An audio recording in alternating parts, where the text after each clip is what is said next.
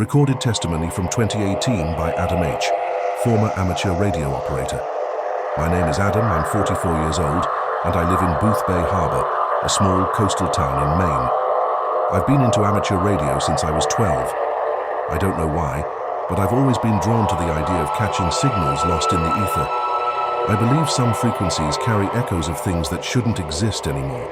In September 2018, I started picking up an extremely faint transmission on a frequency that's usually dead silent.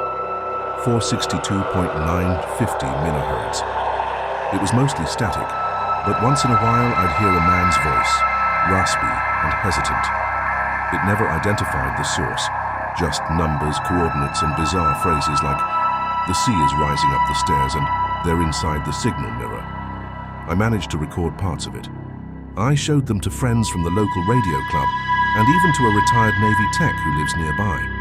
No one could trace the origin. One day, I realized the coordinates mentioned in the transmissions pointed straight to Cormorant Rock Lighthouse, decommissioned back in 1987 after a series of unexplained deaths among its operators. I went there, alone. It wasn't easy.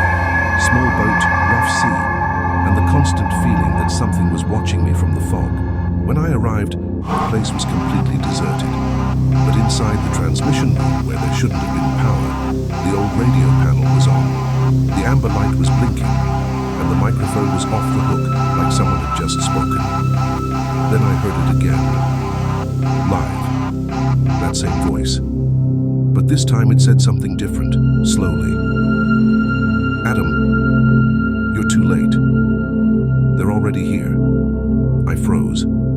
Turned around slowly. No one was there, and still, I heard wet footsteps coming up the base of the lighthouse, steady, deliberate, too real. I ran, got in the boat and left without looking back. I didn't touch my radio for a whole month. The transmission stopped the same day I visited the lighthouse. But even now, whenever I scan that frequency again, the amber light flickers back on, even without power.